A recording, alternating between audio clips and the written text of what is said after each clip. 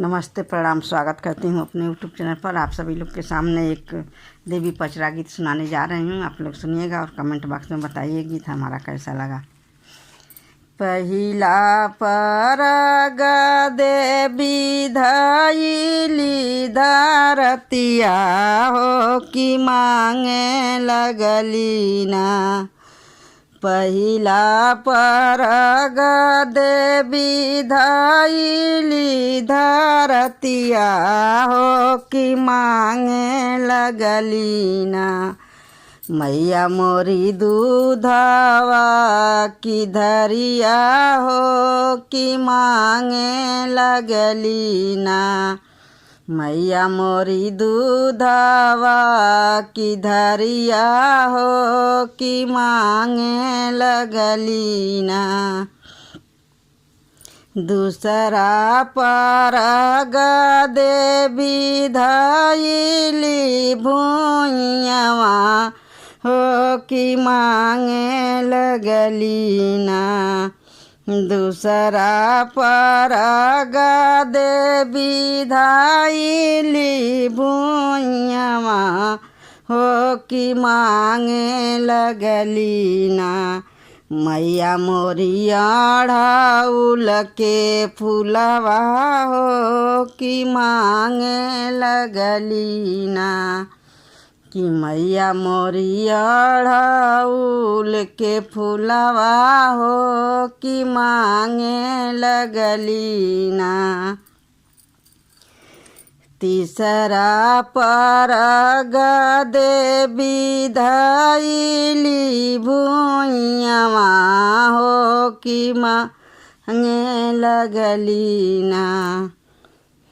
तीसरा परग देवी धइली धरतिया हो कि मांगे लगली ना। मैया मोरी पानावा सुपरिया हो कि मांगे लगली ना। मैया मोर पानावा के बीरवा हो कि मांगे लगली ना।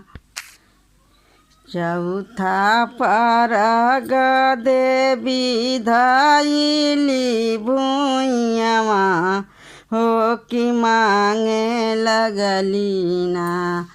चौथा परग देवी धइली भुइयावा हो कि मांगे लगली ना।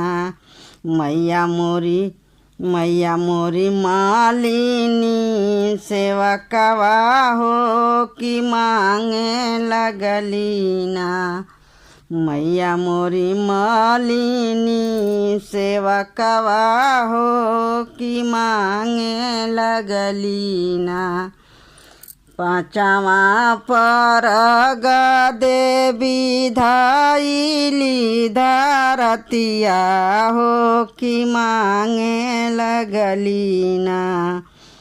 पाँचवा परग देवी धइली धरतिया हो कि मांगे लगली ना। मैया मोरी सोनारा सेवकवा हो कि मांगे लगली ना। मैया मोरी सोनारा सेवकवा हो कि मांगे लगली ना। छठवा परग देवी धइली भुइयावा हो कि मांगे लगली ना।